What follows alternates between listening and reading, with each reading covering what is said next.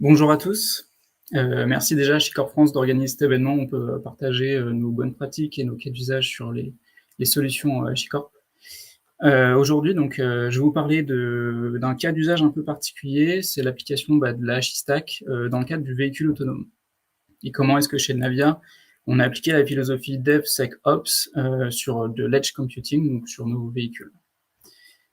Tout d'abord, je me présente. Je m'appelle Adrien Margueron. Je suis DevOps et Infrastructure Engineer chez Navia. Et je vais commencer déjà par présenter le contexte dans lequel on évolue chez Navia, donc le contexte du véhicule autonome. Donc nous, on fournit des solutions de mobilité autonome. C'est grosso modo des minibus. Donc Navia, c'est une boîte créée en 2014, une boîte française, et on fait des minibus autonomes sans conducteur pour le transport de personnes et transport de logistique. Donc voilà à quoi ressemble un de nos produits. On va descendre un peu dans l'anatomie d'un de nos minibus pour comprendre un peu plus en détail le contexte. Donc c'est un ensemble de capteurs, justement, pour que le véhicule perçoive son environnement, se localise dans l'espace. Et c'est aussi un ensemble de PC, d'unités de calcul, donc des PC industriels, qui vont faire tourner des applicatifs custom Navia pour que le véhicule se localise, perçoive son environnement, détection d'obstacles et surtout fasse aussi la génération de la trajectoire. Le véhicule, il n'est pas seul dans son coin, il fait partie d'une flotte supervisée, donc on a ce que je vais appeler edge computing, donc nos machines installées dans les véhicules. Donc le véhicule, c'est plusieurs PC connectés ensemble, avec une connectivité vers l'extérieur et nos serveurs qui va se baser sur la connectivité mobile, et dans lequel on déploie plusieurs applicatifs développés en interne, donc le Navia Drive, Navia Operate. Et côté supervision, en fait, dans le cloud, on développe un certain nombre de services de supervision de la flotte. On est basé sur le cloud public Amazon, et on va exposer une API qui permet d'interagir avec cette flotte supervisée en lecture et potentiellement envoyer des commandes aussi au véhicule. On a des outils pour le monitoring aussi, que ce soit nos services cloud, mais aussi les services et applicatifs déportés dans nos véhicules, du streaming vidéo, et j'en passe. Je vais pas avoir le temps en une demi-heure de décrire tout ce qu'on fait. Mais grosso modo, voilà un peu le contexte de notre flotte de véhicules supervisés. J'ai mentionné la notion d'edge computing, donc nos calculateurs embarqués, nos PC embarqués dans les véhicules. Ça va nous imposer un certain nombre de contraintes, et vis-à-vis de ça, on va aussi, nous, chez Navia, définir un certain nombre d'objectifs sur la manière dont on traite ces systèmes déportés. Pour donner du contexte, en termes de contraintes, on va avoir une capacité hardware qui est figée. On ne va pas pouvoir ajouter 200 Go de disque étant ma RAM, rajouter un CPU aussi facilement qu'on peut avoir l'habitude de le faire quand on fait du cloud computing. Une connectivité réseau qui est intermittente. On est basé sur la connectivité mobile avec une bande passante restreinte. Et ça, c'est assez important sur le contexte. On doit gérer une flotte de véhicules qui est hétérogène, des architectures différentes, mais aussi des versions applicatives, des versions de configuration qui peuvent être différentes du fait de la connectivité qui est intermittente. On ne peut pas mettre à jour tout le parc en un clic, ça ne fonctionne pas comme ça. Et on a la contrainte aussi de ne pas avoir un accès facile à nos véhicules, puisqu'ils sont dispatchés aux quatre coins du monde, et on ne va pas pouvoir se connecter avec une clé USB ou en direct sur notre machine. Il faut qu'on puisse faire des mises à jour over the air, donc à travers le réseau mobile potentiellement. Chez Navia, on s'est mis un certain nombre d'objectifs pour répondre à cette problématique-là de gérer un parc de machines déportées. Déjà, c'est de la reproductibilité, à la fois à travers différents environnements. Donc, on gère plusieurs environnements, dev, staging pour la validation, et la prod, c'est l'exploitation client. Reproductibilité aussi pour des tests, reproductibilité aussi à travers le temps, pour détruire et reconstruire ce qu'on a fait côté cloud, par exemple. Automatisation, ça c'était vraiment un des objectifs principaux. Chez Navia, on est dans une phase d'industrialisation importante. Avant, on était sur du prototypage, il y avait des opérations qui étaient encore faites à la main. Là, l'idée, c'est d'automatiser toute la chaîne de A à Z de la gestion de notre parc de véhicules déployés chez nos clients.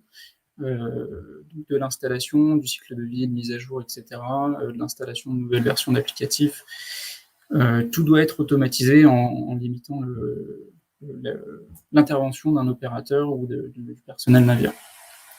Les systèmes qu'on met en place doivent être maintenables, donc que ce soit de la mise à jour applicative que je viens de mentionner, des mises à jour de sécurité, ce qui est très important, mise à jour de configuration. Donc ça aussi, c'est un objectif, c'est qu'on ne met pas en place un système et ensuite on n'y touche plus, il faut qu'on puisse le maintenir. Et enfin, en termes de sécurité, on voulait mettre en place une gestion restreinte, fine, des accès à nos systèmes en fonction des personnes qui ont des opérations à faire sur ces machines. Je vais un peu rentrer dans le détail de la gestion de notre infrastructure déportée et comment est-ce que cette culture DevSecOps a été appliquée sur ce que j'appelle le workflow de production, hein, c'est la gestion de nos images disques, hein, les images systèmes qu'on met en place sur nos machines, et comment est-ce que tout ça fonctionne. Comme j'ai évoqué chez Navia, pour faire le contexte, on vient du monde du cloud, on a une culture DevSecOps assez marquée, on est familier avec les solutions cloud natives, hein. Nous, on a mis le pied chez HashiCorp avec Terraform pour gérer notre infra as code. Ça, c'est vraiment quelque chose qu'on voulait aussi poursuivre et infuser dans la gestion du parc de machines déportées. Plusieurs environnements, comme je l'ai mentionné, ça aussi, hein, pour les différentes phases de conception de nos solutions. Et bien sûr, hein, qui dit infrastructure as code, dit versionning du code, donc on se base aussi beaucoup sur un workflow Git, hein, pour gérer, donc ça c'était intrinsèquement ce qu'on faisait déjà pour la partie cloud, mais on voulait aussi l'appliquer sur ce qui était infrastructure déportée dans les véhicules. Rapidement, il y a 3 grandes étapes sur le cycle de vie de nos images disques, hein, donc c'est vraiment les systèmes, les OS qu'on va mettre nous en place sur chacun des véhicules pour piloter et gérer tout le parc. Il y a la création des images, je vais construire mes images, je vais les stocker. Il y a la création d'un véhicule, un véhicule c'est plusieurs PC, donc je provisionne chaque PC individuellement. Il y a une notion de customisation par PC, que je décrirai plus tard. J'assemble mes véhicules, j'ai mes PC dans mon véhicule, j'ai un véhicule complet, qui va aussi être customisé, il va être identifié de manière unique, il va avoir des configurations qui peuvent être spécifiques pour ce véhicule, et après le véhicule part chez le client en exploitation, et là il y a tout le cycle de vie des mises à jour véhicules. Sur ce cycle de vie de mes systèmes, on va voir maintenant comment est-ce qu'on a utilisé les différentes solutions HashiCorp en fonction de nos besoins pour répondre à ces problématiques qu'on observe et à ces objectifs qu'on s'est mis. Donc les 4 grandes étapes finalement du cycle de vie, c'est le build, hein, sur lequel on se repose sur Packer. C'était vraiment un des premiers points d'entrée sur le sujet de l'infrastructure déportée avec HashiCorp, bien sûr accompagné de notre CI sur GitLab. La partie deploy, donc je prends mon image disque et je l'installe sur une machine en production. Ça, c'est basé aussi sur Consul et Vault pour tout ce qui est customisation, je vous expliquerai ça en détail après, et sur Mass pour vraiment l'aspect installation sur machine. Le cycle de vie de mise à jour, très important. On verra aussi comment est-ce qu'on s'appuie sur Vault et Consul pour gérer tout ça. Et enfin, l'aspect accès et sécurité est là aussi basé sur Vault. Comment est-ce que ces différentes briques s'inscrivent sur notre architecture? Donc bien sûr, c'est simplifié, j'ai pas le temps d'une demi-heure de tout détailler, mais on va avoir 3 grands environnements, enfin 3 grands espaces, notre IT entreprise, hein, géré en interne, sur lequel on a toute la partie GitLab hébergée en interne, et nos runners GitLab qui vont se baser sur Packer pour le build des images. Ces images sont uploadées sur Mass.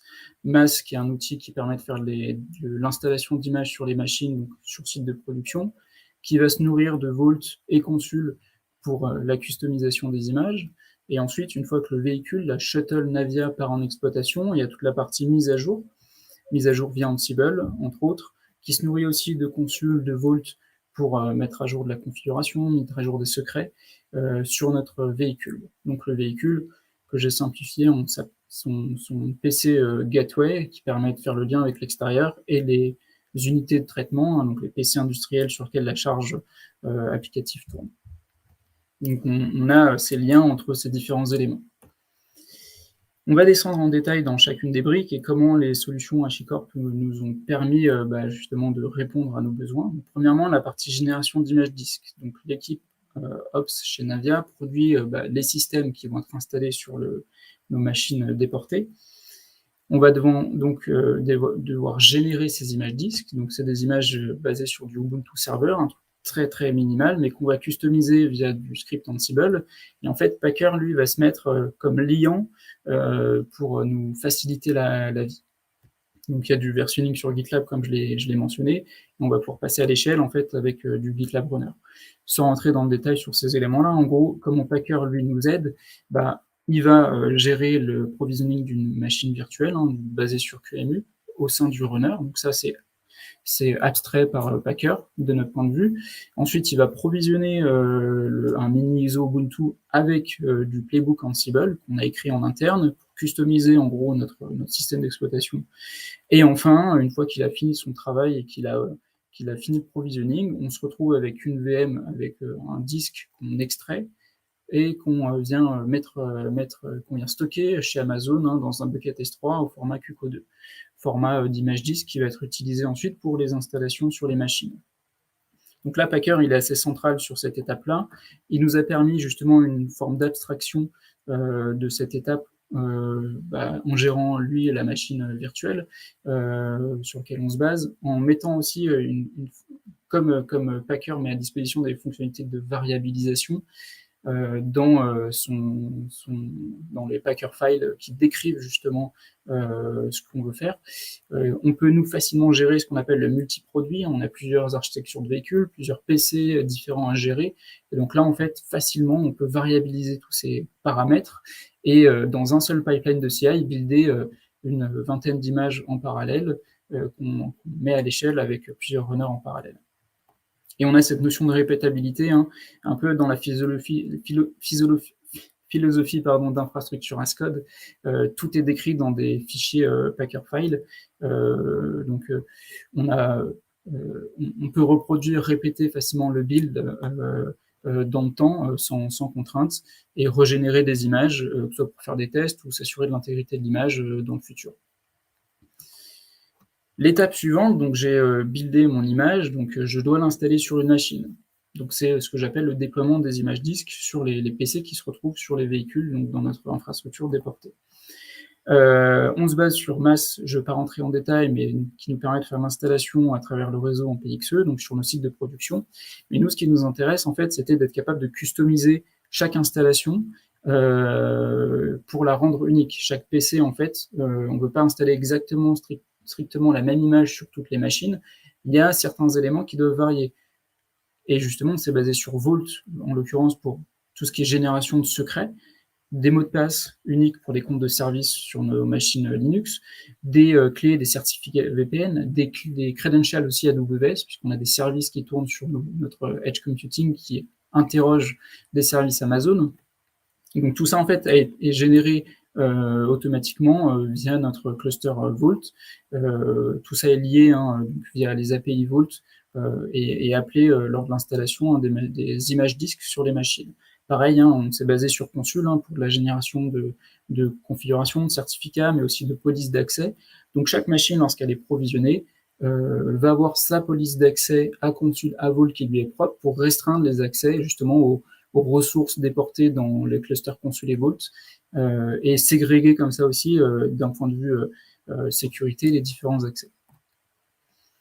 Donc typiquement, quelque chose qui est custom, qu'on installe sur chaque PC de manière unique, ça va être des certificats. Chaque navette va être dotée de son propre certificat, et là-dessus, on s'est basé sur Vault, justement, comme CA intermédiaire, qui est signé par notre outil Navia, géré en interne.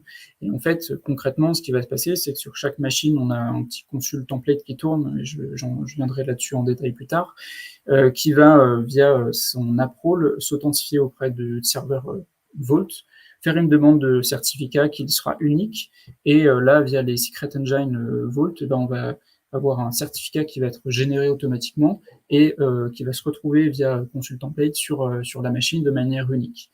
Ces certificats, donc, ils sont garantis comme ça, donc leur génération est automatisée, qu'elle est complètement unique. Voilà. Elle est complètement unique par véhicule, et c'est des certificats qui nous servent à chiffrer des connectivités HTTPS, par exemple, entre des services mis à disposition sur nos véhicules et notre cloud, chiffrer d'autres choses sur le véhicule, l'identifier de manière unique aussi sur notre infra.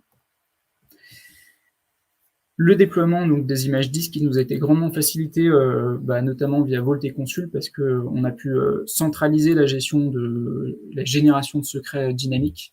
Pareil sur de la configuration, de la génération dynamique de police d'accès, que ce soit dans Consul ou Vault. Nos clusters sont hautement disponibles, donc on a moins de contraintes aussi sur les phases de déploiement en production, parce qu'on a quand même on doit être capable de produire nos véhicules sans bloquer les chaînes de production. Voilà, on s'est basé sur les certificates issuers de Vault, et ça nous permet comme ça de centraliser complètement la source de vérité sur ces éléments au niveau de nos véhicules qu'on va déployer sur nos véhicules. Une fois que j'ai déployé mes images sur mon véhicule, donc sur l'ensemble des machines, des PC qui constituent mon véhicule, il part chez un client, à l'autre bout du monde potentiellement. On doit être capable de le mettre à jour. Et donc les mises à jour justement de notre Edge, nos machines distantes, elles se font deux modes. Un premier mode, c'est un mode push. Donc je veux pousser des mises à jour sur mes machines, je mets à jour un paquet applicatif, je mets à jour une conf quelque part système. Là, on se base sur Ansible encore une fois, et sur AWX pour avoir une interface, une gestion d'inventaire. Je ne vais pas rentrer ici dans le détail sur pourquoi est-ce qu'on a fait ces choix-là, mais en fait, là où Consul notamment intervient, c'est que via Consul, on va pouvoir gérer dynamiquement un inventaire sur lequel va se baser AWX. Consul, en fait, va tenir à jour un catalogue de tous nos machines distantes, nos nœuds déportés, qui s'enregistrent automatiquement dans Consul. On a mis en place Consul ESM, donc External Service Monitor, pour justement interroger et connaître l'état de santé de chacune des machines déportées, savoir si elles sont accessibles, notamment. Et bien sûr, on a mis en place des ACL autour de ça pour gérer les accès. Donc, AWX, en interrogeant le catalogue Consul, a un inventaire généré dynamiquement de l'ensemble de la flotte. On va pouvoir connaître à un instant T les machines disponibles et leur pousser potentiellement des mises à jour. Alors, comment est-ce que se passe l'enregistrement de nos différentes machines, donc notre shuttle auprès du cluster Consul? On aurait pu mettre tout simplement un agent Consul sur toutes les machines déportées. Ce qui ne nous convenait pas dans l'agent Consul, c'était que toutes les machines allaient discuter via le protocole Gossip. Et comme on est contraint sur justement la bande passante de notre connectivité mobile en sortie du véhicule, on voulait vraiment limiter au plus les flux sortants. Donc, ce qu'on a mis en place, en fait, c'est un petit binaire en Go qui s'appelle Consul ESM Register, développé en interne chez Navia, qui se base sur les API Consul pour interroger et enregistrer en fait chaque navette automatiquement au sein du cluster Consul. Donc, elle enregistre dans le catalogue, elle s'enregistre elle-même dans le catalogue. Elle dit coucou, je m'appelle machin, et j'ai tel IP sur le VPN privé Navia. Voici la liste de mes services mis à disposition. En parallèle de ça, dans notre cluster cube par environnement, on a mis en place Consul ESM, donc External Service Monitor, qui va lire le catalogue Consul et interroger et exécuter plutôt les health checks sur tous les nœuds qu'elle a découverts dans le catalogue Consul. Donc le catalogue Consul est comme ça à jour. On connaît l'état de connectivité de tous nos parcs véhicules, savoir s'ils sont disponibles ou pas pour potentiellement leur pousser des mises à jour. Donc ça, c'était un exemple de notre catalogue Consul. On voit la liste de nos machines avec des identifiants uniques, les services qui mettent à disposition, leur IP pour connaître, être capable d'y accéder. On a pu mettre en place facilement aussi le DNS Consul pour abstraire justement les IP en dur et être capable de facilement accéder à une machine en particulier en se basant sur son identifiant unique. Et en termes de mise à jour, en mode push, en fait, Ansible et AWX, eux, ils vont lire des informations à la fois du cluster Consul pour connaître l'état du parc, la liste des machines disponibles, des infos sur ces machines-là, des métadonnées qu'on enregistre, potentiellement récupérer des secrets dans le cluster Vault, si on veut mettre à jour certains secrets sur nos machines, et pousser ces modifications à travers la passerelle qui est sur le véhicule Navia, donc la Navia Shuttle, jusque sur les PC. Donc c'est assez simple, mais c'est un mode push. L'autre mode qu'on met en place aussi, c'est le mode pull. Alors pourquoi ce mode pull aussi nous intéresse? En fait, on veut être capable de faire de la mise à jour asynchrone. La connectivité à nos véhicules, elle est intermittente, elle n'est pas continue. Et donc potentiellement, il y a certains éléments, comme de la configuration applicative, comme des licences, comme des certificats qu'on veut pouvoir mettre à jour automatiquement dès que le véhicule a une connectivité Internet. Et dans ce cas-là, donc c'est le véhicule qui va faire du pull sur les ressources côté cloud, et on s'est basé là-dessus pour faire ceci sur Consul Template, qui est donc une autre solution qui est fournie avec la stack HashiCorp. Donc, pour illustrer ça, j'ai mis en place un schéma qui illustre le workflow assez simple de la mise à jour d'une configuration applicative. Donc, j'ai un service Navia Operate Embedded qui tourne sur ma machine, ma Navia Shuttle, et qui vient lire un fichier ou un ensemble de fichiers de configuration, par exemple au format JSON sur mon système de fichiers. Donc, je pars du principe que ma machine, mon véhicule, il n'est pas forcément connecté à Internet à l'instant T. Lorsqu'il se démarre, il y a le service Consul Template qui se lance et qui, dans sa configuration, a un certain nombre de templates prédéfinis. Il vient donc ouvrir une connexion dès qu'il peut avec notre serveur Consul, lire dans son KV Store l'ensemble des valeurs dont il a besoin pour générer ses fichiers, potentiellement aussi lire des valeurs et des secrets dans Vault, et s'abonner potentiellement à des modifications de ces différentes clés-valeurs. Imaginons qu'en parallèle, j'ai un opérateur qui, via notre applicatif de supervision Navia Operate Cloud, veut modifier un paramètre ou une configuration sur un véhicule. Donc, il interagit côté cloud avec notre applicatif Navia Operate Cloud. Cet applicatif, via les API Consul, va modifier une clé-valeur ou une fichier de configuration directement sur le serveur Consul. Si à l'instant T, ma machine n'est pas disponible, c'est pas grave. Dès qu'en gros ma shuttle Navia va se connecter au réseau, accéder au serveur Consul, elle va voir qu'il y a potentiellement des mises à jour de certaines clés-valeurs dont elle a besoin pour générer son template. À ce moment-là, elle met à jour les fichiers, par exemple format JSON sur mon file system. Elle va notifier mon service Navia Operate Embedded que les fichiers de configuration ont changé, et là, l'applicatif, lui, va être capable de recharger comme ça dynamiquement les fichiers de configuration. Donc, pas besoin de connaître par avance l'état aussi du véhicule, est-ce qu'il est connecté ou pas. Je peux faire des mises à jour de configuration asynchrone entre un véhicule qui est, par exemple, en Asie, mon opérateur en France, lui, il n'est pas sur le même fuseau horaire. Ben, c'est pas grave, ça se fera de manière asynchrone et de manière complètement automatisée. Donc, typiquement, sur l'aspect mise à jour de l'Edge, que ce soit Consul côté serveur, Vault aussi pour stocker les secrets et les mettre à disposition, mais aussi Consul Template, nous ont vraiment aidé à gérer tout ça.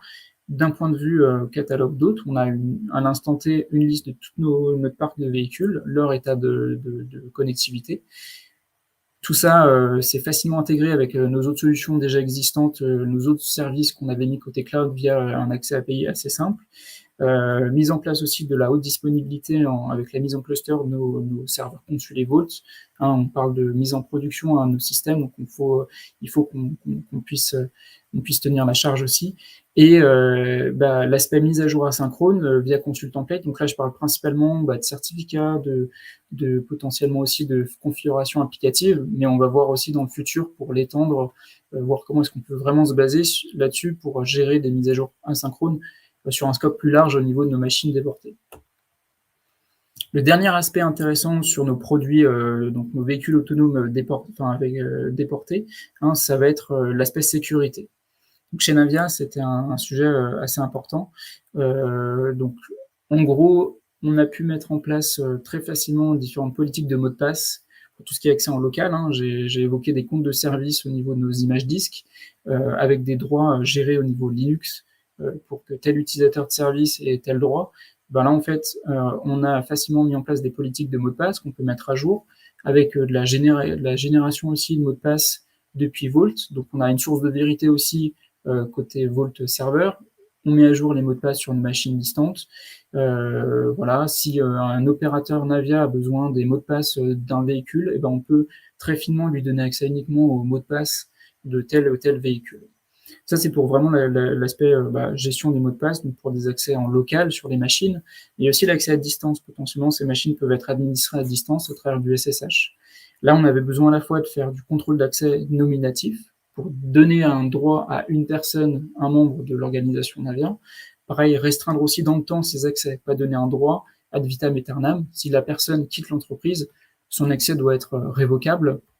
Et enfin aussi avoir un contrôle assez fin des permissions par rôle. Un ingénieur infrastructure qui doit intervenir sur un véhicule et qui connaît bien le système va avoir des droits un peu plus élevés qu'un technicien de support qui va faire du diagnostic, par exemple. Donc il fallait qu'on ait un système qui nous donne un accès fin justement à ces critères-là. Et ben, on a pu le mettre finalement assez facilement en place en se basant sur la gestion de clés signées, de clés SSH signées par une autorité centrale. Grosso modo, pour donner un peu de contexte historique, si on veut accéder à une machine distante, il faut poser sa clé publique sur la machine et potentiellement gérer les clés publiques sur l'ensemble du parc. Si un nouvel arrivant arrive, je mets sa clé, mais s'il part, eh ben, je dois l'enlever sur toutes les machines. Ça, c'est assez compliqué à gérer quand on passe à l'échelle et qu'on doit gérer des centaines de véhicules, voire plus, dans le futur. Donc, on a trouvé une solution assez simple finalement de se baser sur la signature de clé SSH, et il se trouve que dans Vault, on a un secret engine qui permet de le faire assez facilement, de le mettre en place facilement. Concrètement, on a notre serveur Vault qui va générer une Trusted CA, donc qu'on va déployer sur l'ensemble de notre flotte, qu'on va pouvoir aussi mettre à jour facilement avec des outils comme Consult Template, donc de manière asynchrone, comme je l'ai mentionné. Le jour où la Trusted CA arrive à expiration, elle pourra être mise à jour de cette manière-là. Quand un utilisateur, donc un membre du personnel Navia, veut se connecter à une machine, il va se loguer sur le serveur Vault avec des identifiants uniques qu'on lui fournit, donc un compte nominatif. Ce compte est associé à un ensemble de permissions, il fait partie d'un groupe, il a donc des droits plus ou moins élevés en fonction de son groupe, et il va faire une demande de signature de sa clé SSH publique à Vault. Le serveur Vault va lui renvoyer une clé signée, et avec cette clé signée, sa clé privée, l'utilisateur, donc l'opérateur Navia, le membre de l'organisation Navia, va pouvoir se connecter en SSH à la machine distante. La machine n'a pas besoin de connaître la clé publique nominative de l'utilisateur, elle va juste confronter la signature, si ça correspond à sa Trusted CA, fournie par la même autorité centrale qui est le serveur Vault, alors elle accepte la connexion. Si quelqu'un de chez Navia quitte Navia, on gère ça en fait en donnant des limites dans le temps à ces clés signées. Elles sont limitées à 1 semaine aujourd'hui, c'est-à-dire que si elle part de l'entreprise, on fait en sorte que sa clé soit, que la dernière fois où elle signe sa clé soit à peu près 1 semaine avant sa sortie de l'entreprise. Après cette date, la clé est expirée et la personne ne pourra plus se connecter à nos machines. On a aussi une gestion fine en fonction du groupe auquel appartient l'utilisateur sur Vault. Il va pouvoir signer sa clé, mais avec des restrictions. Il pourra s'authentifier que sur certains types de users. S'il fait partie du support technique, il pourra se loguer qu'en tant que user support sur la machine distante avec des permissions limitées au niveau de la machine distante. Pareil, on peut restreindre l'autorisation, le forwarding SSH par exemple. Donc ça, tout est géré sur le serveur Vault et nous permet de centraliser comme ça complètement l'accès de nos machines distantes. Donc la sécurité de l'Edge, elle a été grandement facilitée via les solutions HashiCorp comme Vault, comme je l'ai évoqué, avec des secret engines déjà existants pour que ce soit la génération de mots de passe, que ce soit la génération aussi de la signature de clé SSH. Ça nous a vraiment facilité la gestion de l'accès. On a une gestion fine aussi nominative, chaque membre de Navia doit nous demander des accès nominatifs. On peut suivre aussi qui a quelle permission. Pareil en termes d'audit sur les machines distantes. Dans la signature de la clé, on retrouve l'identité de la personne, donc on peut savoir qui s'est logué sur quelle machine, à quel moment, avec quelle clé, quelle signature, sur quel user. Et ça nous a vraiment en termes de sécurité, ça nous a permis de mettre en place des choses assez facilement, et finalement c'est assez robuste. J'arrive à la fin de cette présentation, donc j'ai dû faire quelques raccourcis évidemment sur l'ensemble de ce qu'on a mis en place. En tout cas, nous on se projette un peu sur des prochaines étapes. Déjà, alors l'utilisation en tout cas de la HashiStack, elle a été très orientée sur l'Edge, sur l'infrastructure déportée. Or, on a toute une infrastructure cloud aussi sur laquelle on pourrait s'appuyer sur les solutions comme Vault, par exemple, pour la gestion des secrets. On l'a éprouvé en fait sur notre infrastructure déportée. La prochaine étape, ce serait de la mettre aussi en place sur tout ce qui est services applicatifs qui tournent dans nos clusters Kubernetes, donc avec du Voltageant, du consultant paye potentiellement directement dans Cube pour la conf applicative et la gestion de secrets de nos services. L'autre solution qu'on envisage, c'est Boundary comme solution pour gérer tout ce qui va être accès aux ressources, avoir un frontal qui abstrait complètement l'accès aux ressources, que ce soit des ressources déportées, ce que j'ai mentionné là avec l'accès en SSH, par exemple sur nos machines distantes, mais aussi les bases de données côté cloud, nos clusters Kubernetes, etc. On n'a pas encore évalué complètement comment est-ce que Boundary pourrait s'inscrire, mais ça nous permet d'aller encore plus loin dans un accès très fin de l'ensemble de nos ressources pour les équipes Navia qui grandissent. Et donc, qui dit équipe qui grandit, dit beaucoup plus de demandes d'accès, beaucoup plus de demandes aux ressources. Il faut qu'on puisse passer facilement à l'échelle. On va voir comment est-ce que ces solutions nous permettent de répondre à ces nouveaux besoins. J'arrive à la fin de la présentation, pile poil, je pense. Donc, merci en tout cas à tout le monde pour votre temps. Et si j'ai un peu de temps, je peux répondre à quelques questions éventuellement. Et je prendrai le temps dans le chat si je peux pas le faire à l'oral. Merci à tous.